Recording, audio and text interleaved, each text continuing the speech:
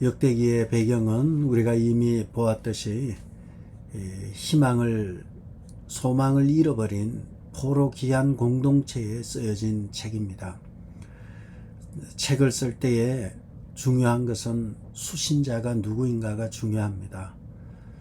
나라를 잃어버리고 왕은 포로로 끌려갔으며 성전은 불탔고 예루살렘 성은 파괴된 희망이라고는 찾을 수 없는 잿더미와 같은 그들에게 역대기 기자는 다시 일어설 수 있다. 다시 일어선다는 것은 왕이 다시 나타날 거라는 거예요. 왜냐하면 나라는 주권이 분명해야 하죠. 왕이 중요하죠. 다시 왕이 일어날 것이다 해서 역대기에서는 이 다윗 언약을 중시 여깁니다. 다시 새로운 왕, 영원한 왕이 나타날 것이며 그 왕은 다윗에게 약속하신 다윗의 언약을 주님이 반드시 지킬 것이기 때문에 다윗의 왕권으로 견고하며 영원할 왕이 등장할 것이라는 겁니다. 그리고 그 나라는 하나님의 나라, 메시아의 나라이며 메시아의 통치로 이어질 것이다. 그리고 이것은 우리는 계시록에서 그 나라는 새하늘과 새 땅으로 이어지는 영원한 나라로 될 것이라고 우리는 계시록을 통해 확대하고 보고 있는 것입니다.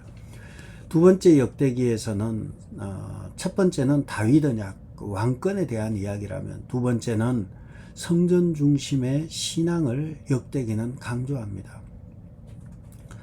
나라도 잃고 왕도 얻고 소망을 잃어버린 그들에게 역대기 기자는 나라는 영원할 것이며 하나님께 성전을 세우고 온전한 예배를 드리는 것이 다시 회복되는 중요한 것이 바로 이 예배라는 것입니다. 그래서 낙심하고 상처받고 아파한다면 무엇보다도 예배의 자리로 나오는 것이 제일 중요합니다. 그 상황에서 문제를 해결하기 위해서 이리 뛰고 저리 뛰는 것보다 중요한 것은 이제 돌아가야 되겠구나. 여호와께로 돌아가자.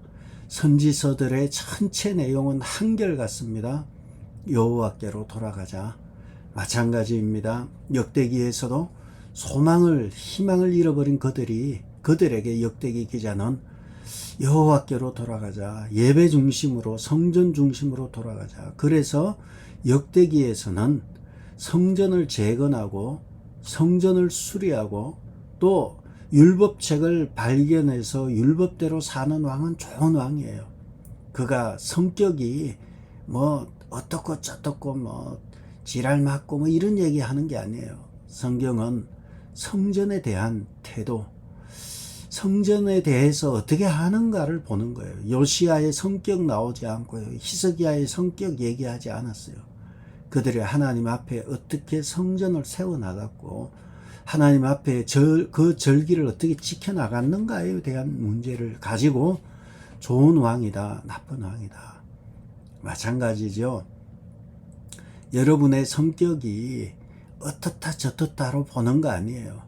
예배의 자리로 나오는 사람은 좋은 사람이고 예배의 자리로 나오지 않는 사람은 나쁜 사람이에요. 역대기 기자의 눈으로 봐서 그렇다는 겁니다. 역대기 기자는 철저하게 이 관점으로 왕들을 다 살펴보고 있는 것입니다. 그래서 역대기 기자는 요시야 왕을 다윗의 길을 따른 그러한 이상적인 개혁가로 묘사하면서 이 요시야 왕은 바로 유다 왕들의 유다의 마지막 종교개혁의 불꽃을 지핀 왕으로 묘사하고 있고 이 말씀으로 율법으로 돌아가는 성전 중심으로 돌아가는 이것을 마지막으로 이룬 요시야가 사라짐으로 인해서 유다는 급격한 멸망의 길로 갔다는 것을 역대기 기자는 기록하고 있습니다. 그래서 역대기 기자는 요시야의 유월절을 지키는 것에 대해서 가장 자세하게 기록하고 있습니다. 다른 어떤 왕보다도 유월절을 어떻게 엄격하게 레위인들과 제사장들이 유월절을 어떻게 엄격하게 지켰는가를 길게 쓰면서 역대기 기자의 관심이 여기 있었구나, 예배였구나, 우리는 알 수 있습니다. 그런데 이 요시야 왕은 엄청난 개혁을 했죠. 오늘 여러분들이 읽은 그대로죠. 역대하 34장 1절에서 7절에 보면 요시야가 왕이 오를 때 나이가 8세였고요. 그리고 그가 31년 동안 다스렸다. 그러니까 8세에 올라서 31년 다스리니까 39세가 되죠. 그래서 이것을 그냥 여러분 외우기 쉬우라고 제가 하는 것이 진짜 그렇다는 건 아닙니다. 9수를 못 넘겼다 뭐 이런 얘기 하잖아요. 39, 49, 59, 뭐 69 이런 거 39까지 살고 40을 못 산 인생이죠. 어쨌든 8살에 왕이 돼서 31년 39수를 못 넘겼습니다. 이거 믿으면 안 돼요. 그냥 외우기 쉬우라고 제가 말하는 거예요. 그렇게 8살에 왕이 되어서 다윗의 길로 걸었던 왕이고 1절에 2절에서는 3절에서는 아직도 어렸을 때에 왕위에 있은 지 8년이라. 그래서 왕위에 있은 지 8년이니까 16살 되던 해에 그의 조상 다윗의 하나님을 비로소 찾고 16대 10대 때 하나님을 찾게 되고요. 그리고 3절 그 다음에 계속해서 보면 제12년에 왕위에 있은 지 제12년이니까 20살 때 유다와 예루살렘을 비로소 정결하게 하여 그 다음부터 7절까지 계속 보면요. 다 부수는 거예요. 특징 두 가지, 반복되는 것 두 가지는 빻아서 가루를 만들었다. 4절 하반절에 아세라 목상, 바알 제단, 뭐 아로새긴 우상, 부어 만든 우상들을 어떻게 했다고요? 빻아서 가루로 만들었다. 7절 하반절에 보면 제단을 허물며 아세라 목상들과 아로새긴 우상들을 빻아서 가루로 만들었다. 이게 가루를 만들어 버린 사람이 이 요시야 왕이에요. 우상들을 다 가루로 만들어 버리고, 그러면은 우상들을 가루로 만들어 버리면 그 제사장들, 거짓 뭐 소위 말해서 우상의 제사장들은 어떻게 했을까요? 5절에 보시면 제사장들의 뼈를 제단 위에서 불살랐다. 그러니까 제사장들은 불살라버리고, 그리고 우상들은 빻아서 가루로 만들어 버린 거예요. 다 빻은 거예요. 뭐 흔적 없이, 건더기 없이 그냥 다 빻아가지고 가루로 만들어 버리고, 그리고 제사장들은 불에 이렇게 제단에 바치는 이야기를 하고 있습니다. 이와 같은 개혁을 20살 때 대대적인 우상 숭배를 제거하는 종교개혁을 했던 왕이 요시야 왕입니다. 그런데 이 요시야 왕은 그냥 태어난 왕이 아니에요. 여러분 오늘 본 본문에 열왕기상 13장 1절 2절 참고 본문으로 보내드렸다시피 요시야 왕은 이미 300년 전에 예언되어진 왕이 요시야 왕입니다. 300년 전에 어떤 일이 있었는가 하면 솔로몬이 산당 제사를 허용하죠. 그렇게 이 솔로몬이 어떻게 보면 참 나쁜 빌미를 준 왕이에요. 솔로몬 성전이라 할 정도로 예루살렘의 성전을 크게 지었어요. 짓고 나서 많은 여인들을 데리고 오면서 산당 제사를 허용하게 됩니다. 이 산당 제사를 허용한 중앙 성소 제도인 예루살렘 성전을 만든 것도 솔로몬이고 산당 제사를 허용한 것도 솔로몬이에요. 솔로몬이 이와 같이 함으로 인해서 하나님께서 나라를 나누겠다 하고 남유다와 북이스라엘로 나누게 됩니다. 북이스라엘로 나누일 때 왕이 여로보암 1세였습니다. 여로보암 1세는 많은 사람들이 예루살렘으로 내려가서 하나님 앞에 제사를 드릴 것을 염려하여서 베델과 단, 북쪽에는 단과 밑에는 베델이라는 지역에 금송아지를 세워서 제사장들은 그냥 아무나 할 수 있도록, 레위인뿐만 아니라 타 지파에서도 할 수 있도록 하고, 그러한 하나님이 정하신 법을 다 깨버리면서 이 제단을 만든 사람이 바로 여로보암 1세입니다. 그가 제사를 드릴 때, 이 남쪽에 있는 베델에서 제사를 드릴 때에 하나님의 사람이 유다에서부터 올라오는데요. 유다에서부터 올라와서 하나님이 말씀하시기를 하나님의 사람에게 올라가서 내가 너에게 하는 말을 전하고 바로 내려와라. 올라가고 내려오는 이 모든 과정 중에서 마시지도 말고 먹지도 말고 빨리 갔다가 내려오라. 하나님이 이 말씀을 주셨습니다. 그래서 베델에서 여로보암 1세가 제사를 드릴 때 하나님의 사람이 가서 외치게 됩니다. 그 내용은 다윗의 집에 요시아라 이름하는 아들을 낳으리니 그가 내 위에 분향하는 산당 제사장을 내 위에서 제물로 바칠 것이요 사람의 뼈를 내 위에서 사르리라.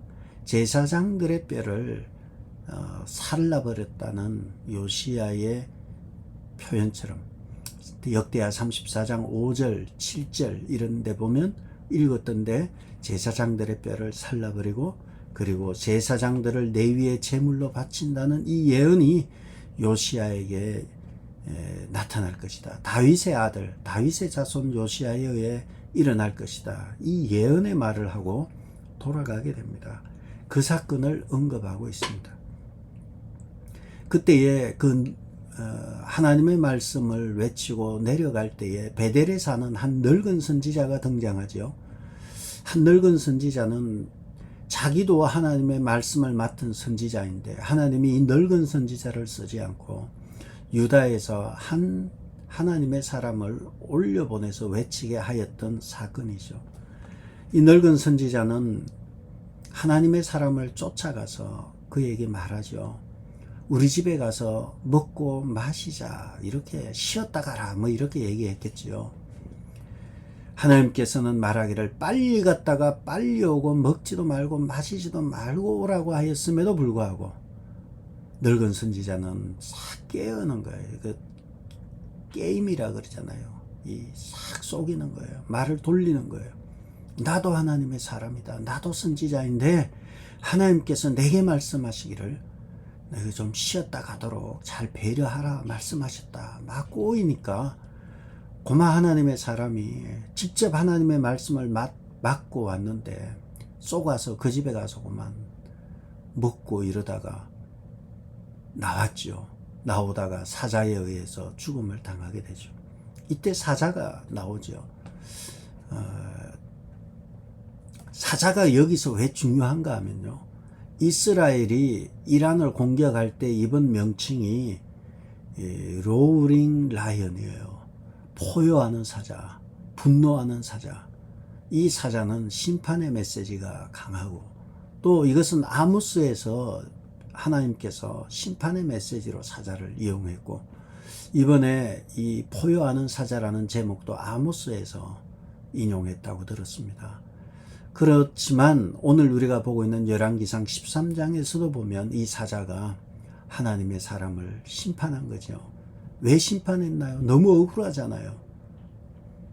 너무 억울하잖아요. 뭐 갔다가 오라 그래 갔다가 오는데 죽음을 당했어요. 왜 그랬을까요? 하나님의 말씀을 들어야 되는데 하나님의 사람이라고 하면서 중간에 묘하게 와서 꼬우는 사람, 속이는 사람으로 인해서 하나님의 말씀보다는 그 사람의 말을 들음으로 인해서 죽임을 당하게 된 것입니다. 여기서 우리는 오늘날 교훈이 큽니다. 늙은 선지자는 한때 쓰임을 받았습니다. 그러나 지금은 쓰임을 받지 않아요. 그런데 이 늙은 선지자가 하나님의 사람을 살살 속이는 거예요. 여러분의 영혼을 늙은 선지자들이 속이는 거예요. 여러분은 약하잖아요. 여러분은 하나님의 말씀만 받아야 했고 하나님의 말씀대로만 살아야 되잖아요. 하나님의 말씀대로만 살아야 될 여러분을 나도 목사다. 나도 하나님의 말씀을 맡은 사람이다. 하나님이 내게 말씀하셨다. 우리 집에 와서 좀 쉬었다 가라. 이러니까 속은 거예요. 여러분 어떻게 하시겠어요? 속으시겠어요? 여러분은 하나님의 말씀만 받아야 돼요. 주변에 아무리 한때 넓고 고귀하게 넓고 하나님의 말씀을 맡은 것처럼 속여도 넘어가는 것은, 그 책임은 여러분이 져야 하는 것입니다. 이 하나님의 사람은 하나님의 말씀만 듣고 올라갔다 내려왔으면 살았을 텐데, 중간에 이 베델의 한 늙은 여우 같은 늙은 선지자로 말미암아 죽음을 당하게 된 것입니다. 어쨌든 이것이 300년 전에 있었고 이제 약속된 요시야가 등장하게 된 것입니다. 그가 우리가 역대하 34장 1절에서 3절에 있는 대로 8세 때 왕이 되었고 16세 때에 하나님을 알게 되고요. 하나님을 찾게 되고요. 20세에는 엄청난 이 바알 산당들, 각종 산당들을 다 부수고, 제목 빻아서 가루, 그것이 주제예요. 모든 우상들을 빻아서 가루로 만들어버리고, 제사하는 제사장들은 뼈를 제단에 불살라버리고, 이렇게 엄청난 이 개혁을 합니다. 그렇게 하는 것은 결국 지방 산당을 없애버리고 중앙성소 제도, 소위 말해서 성전을 다시 재건하는 일에 집중한 요시야를 봅니다. 그리고 그가 26세 되던 해 엄청난 일을 발견하게 됩니다. 엄청난 일을 하게 됩니다. 26세 때 그게 있었던 것은 역대하 34장 8절에 보면 이런 말씀이 있습니다. 요시야가 왕위에 있은 지 18째 해, 18째 해니까 8살에 왕이 됐으니까 18 플러스 8, 26이죠. 26세 때 그 땅과 성전을 정결하게 하기를 마치고 그의 하나님 여호와의 전을 수리하려 하여 여호와의 성전을 수리하게 되면서 그곳에서 하나님의 율법책을 발견하게 됩니다. 그곳에서 성전을 수리하는 중에 모세의 율법책이 말씀이죠. 모세의 율법책을 발견하게 되고 대제사장 hil기야가 이것을 발견하게 되고요. 이것을 대제사장이 서기관 사반에게 보내게 되고, 서기관 사반이 발견된 율법책을 요시야 왕 앞에서 읽게 되고요.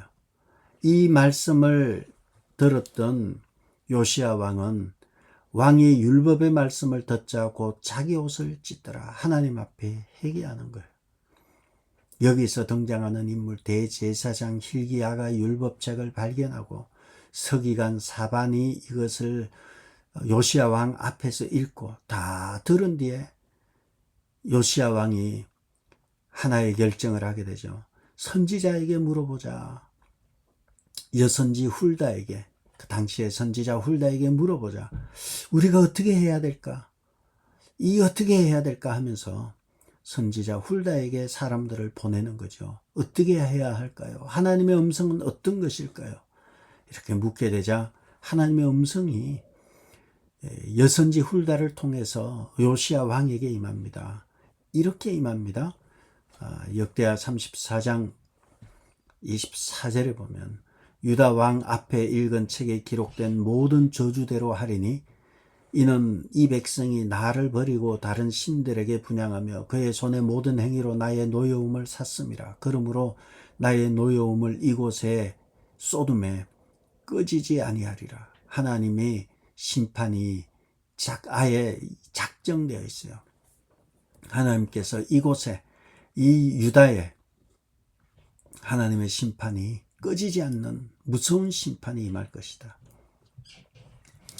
하나님의 예언이 이 예루살렘과 유다 땅에 어떻게 임할 것인지 하나님의 작정이 변개할 수 없는, 바꾸지 아니하시겠다, 반드시 심판하시겠다, 이런 예언의 말씀을 듣고, 그러나 하나님께서는 요시야 왕에게는 다른 말씀을 하십니다. 너가 듣고 마음이 연약하여 하나님 앞 곧 내 앞에서 겸손하여 옷을 찢고 통곡하였으므로 나도 내 말을 들었노라. 여호와가 말하였느니라.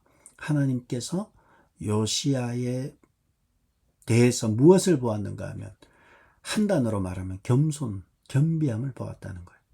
겸비함의 결과 옷을 찢고 하나님 앞에 나오는 것이죠. 그래서 이 겸손이라는 단어, 하나님 앞에서, 내 앞에서 겸손하여, 내 앞에서 겸손하여, 코람되어져 내 앞에서 겸손하여, 그 겸손의 결과 옷을 찢고 하나님 앞에 나와서 기도하였다는 거예요. 그러면 내가 너 기도는 들어주겠다는 거예요.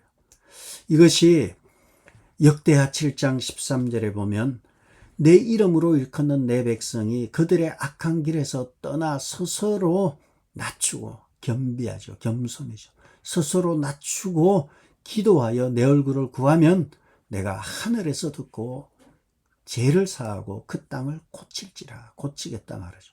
여기서도 보면 긍휼의 공식이 악한 길에서 떠나, 이것이 회개가 되고요. 스스로 낮추는 것이 겸손이고요. 겸비고요. 그리고 기도하여 내 얼굴을 구하는 것은 기도가 되죠. 그래서 수학 공식이라는 것은 진리예요. 수학적 진리를 말하는 거예요. 공식이 돼버린 거예요. 1 더하기 1은 2라는 답은 공식이고 정확한 수학적인 진리예요. 하나님의 긍휼을 구하는 공식도 마찬가지예요. 스스로 악한 길에서 떠나서 스스로 낮추고 겸손하며 내 얼굴을 구하는 것. 기도하여 내 얼굴을 구하면 내가 그 죄를 사하고 그 땅을 고쳐주겠다. 공식이에요. 하나님의 긍휼을 구하는 공식이에요. 이 공식을 한마디로 정한다면 바로 겸비예요. 겸손입니다. 겸손하면, 하나님 앞에 겸손하면, 내 앞에서 겸비하면, 내 앞에서 겸손하면 당연히 회개하게 되고요. 내 앞에서 겸손하면 기도하게 되어 있어요. 그래서 하나님의 긍휼을 구하는 공식은 회개 플러스 겸비 플러스 기도고, 이것을 한 단어로 한다면 긍휼을 구하는 공식은 겸손이에요. 겸비입니다. 자신을 하나님 앞에 낮추는 거예요. 낮추면은 죄를 떠나게 되죠. 절대 진리이신 하나님 앞에서 죄를 떠나게 되고 절대 진리이신 하나님의 그 이름을 부르게 되어 있어요. 바로 역대하 7장 14절에 겸손의 공식, 긍휼을 구하는 공식을 요시야가 썼던 거예요. 그래서 하나님 앞에서, 내 앞에서 겸손하여 옷을 찢고 통곡하였으므로 나도 내 말을 들었노라. 내가 하늘에서 듣고 죄를 사하고 그 땅을 고치겠다는 것이 요시야의 긍휼의 공식을, 긍휼을 구하는 기도에서 이루어진 것입니다. 그렇게 하면서 하나님께서 그에게 이런 얘기를 하십니다. 내가 내 기도를 들었다. 그래서 28절에, 역대하 34장 28절에 그러므로 내가 내게 너의 조상들에게 돌아가서 평안히 묘실로 들어가게 하리니 내가 이곳과 그 주민에게 내리는 모든 재앙을 너가 눈으로 보지 못하리라. 너가 살아생전에 편안하게 돌아오게 하겠다. 사실 평안히 묘실로 간다고 하였지만 전쟁에서 화살을 맞아서 죽게 되죠. 그것이 편안하다고 보는 거예요. 왜냐하면 이곳과 그 주민에게 내리는 모든 재앙을 보지 아니하고 개인적으로 그 모든 것을 보지 않고 개인적으로 죽음을, 편안하게 죽음을 의미하고 있는 것입니다.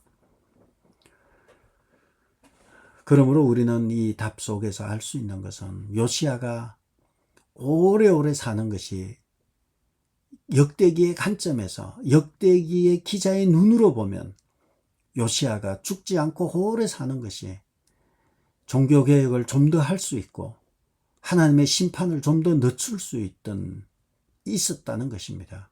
그런데 그가 죽었기 때문에 하나님의 심판이 더 급격하게 빨리 왔다는 것이죠. 저는 여러분이 이와 같은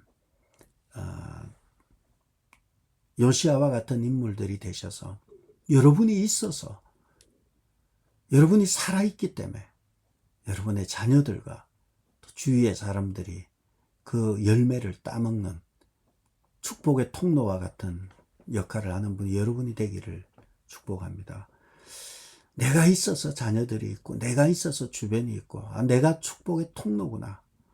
참 감사하구나. 이것이 바로 그와 같은 요시아와 같은 여러분 되기를 바랍니다. 요시아는 그렇게 20살 때 엄청난 개혁을 하고 26살 때 유대 역사상, 이스라엘 역사상, 통일 왕국 역사상 가장 성대한 유월절을 치르게 됩니다. 거기에 대해서 역대하 35장 18절에는 이런 말이 있습니다. 제가 읽을게요. 역대하 35장 17절 18절에 보면 그때에 모인 이스라엘 자손이 유월절을 지키고 이어서 무교절 7일 동안 지켰으니 선지자 사무엘 이후로 이스라엘 가운데 유월절을 이같이 지키지 못하였고 이스라엘 모든 왕들도 요시아와가 제사장들과 레위 사람들과 모인 온 유대와 이스라엘 무리와 예루살렘 주민과 함께 지킨 것처럼 유월절을 지키지 못하였더라. 요시아 왕위에 있은 지 18째 해에 이 유월절을 지켰더라.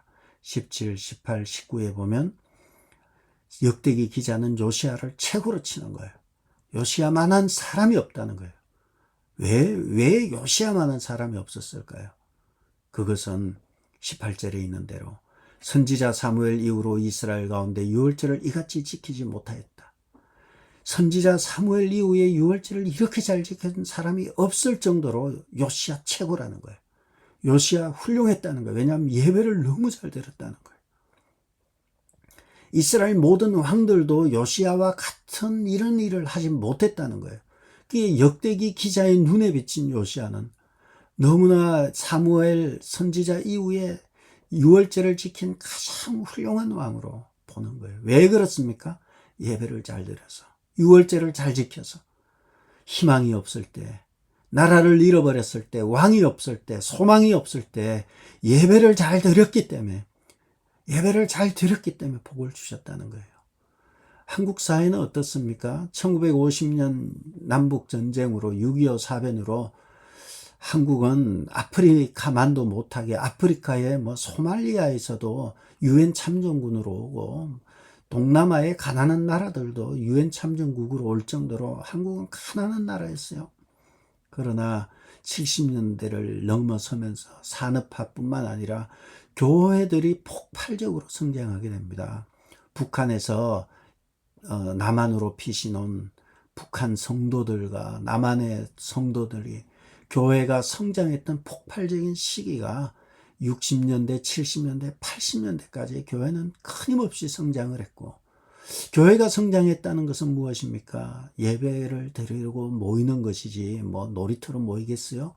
하나님 앞에 예배 드리러 모인 거예요. 예배 가난했지만 목사들은 성경도 제대로 알겠어요. 신학적으로 그냥 신학교 갔다 바로 나와서 목회하고 이런 성경적으로도 부족하였지만 예배를 드리자고자 하는 전국적으로 일어나고 저희가 제 기억에 1970년대 후반인 것 같아요. 중후반쯤에 제가 초등학생이었는데 그때 어머니를 따라서 저기 한 40리길 밑에 탄강촌에 교회가 하나 있어요. 그 탄강촌에 또 그 옆에 기도원에 그냥 가가지고 솥 들고 가는 거예요. 거기서 밥을 해 먹어 가면서 그 일대 모든 사람들이 다 모이는 거예요. 모여서 밥해 먹으면서 며칠인지 기억은 안 나요. 며칠 동안 먹고 자고 하면서 모이고 밤에 기도하고 한국교회가 70년대에 그렇게 막 그냥 예배에 집중했어요. 마찬가지입니다. 어렵고 힘들 때 우리 하나님께 집중하고 요시아가 이렇게 집중하니까 역대기는 이런 왕이 없었다는 거예요. 예배의 회복, 유월절에 화려한 회복을 했기 때문에 요시아의 평가가 컸던 것입니다. 요시아의 종교개혁은 결국은 그가 활용점정, 최고의 정점은 성전에서 하나님의 율법을 발견한 것입니다. 하나님의 율법을 발견하고 그 율법을 읽고 회개하고 그리고 말씀으로 돌아가면서 율법으로 돌아가면서 더더욱 가열차게 유월절을 지키고 예배에 집중하면서 철저한 유대 역사상 가장 철저한 신앙 개혁을 하였던 것입니다. 요시아가 하나님의 말씀으로 돌아갔을 때 Back to the Bible, Back to the Basic 교회 이렇게 돌아왔을 때 하나님께서 모든 해야 될 일들을 생각나게 하시고 은혜를 베풀어 주셨던 것입니다. 여러분, 오늘 우리가 읽은 말씀대로 하나님의 긍휼을 구하는 공직 겸손입니다. 모든 내 생각, 내 논리 다 내려놓고 하나님 앞에 겸손하게 죄에서 떠나서 스스로 낮추고 겸손하여서 기도하여 하나님의 얼굴을 구하면 하나님께서 하늘에서 듣고 그 죄를 사하며 그 땅을 고쳐주시겠다는 긍휼을 구하는 공식을 잊지 마시고 오늘도 하나님 앞에서 겸손하게 그의 은혜를 사모함으로 하나님이 함께하는 복된 귀한 하루가 되기를 주의 이름으로 축복합니다. 아버지 하나님, 말씀으로 돌아가고 율법을 발견하였을 때 그 앞에서 겸손하게 하나님의 긍휼을 구할 때 하나님이 요시아에게 너의 시절에는, 너의 시대에는 이러한 재앙을 내리지 않겠다, 그의 기도를 들으신 것처럼 겸손하게 하나님의 긍휼을 구하는 귀한 주의 자녀들의 기도를 들으시고 오늘도 우리가 간절하게 구하는 기도 제목마다 응답되는 복되고 귀한 하루 되게 도와 주시옵소서. 강야와 같은 삶을 살아갈 때에도 지치지 아니하고 곤비치 아니하며 독수리가 날개치며 올라간 것이 오늘도 복된 하루 되게 도와주옵소서. 예수님의 이름으로 기도합니다. 아멘. 하늘에 계신 우리 아버지여, 이름이 거룩히 여김을 받으시오며 나라의 없으며 뜻이 하늘에서 이룬 것 같이 땅에서도 이루어지이다. 오늘 우리에게 일용할 양식을 주옵시고 우리가 우리에게 죄지은 자를 사하여 준 것 같이 우리 죄를 사하여 주옵시고 우리를 시험에 들게 하지 마옵시고 다만 악에서 구하옵소서. 나라와 근세와 영광이 아버지께 영원히 있사옵나이다.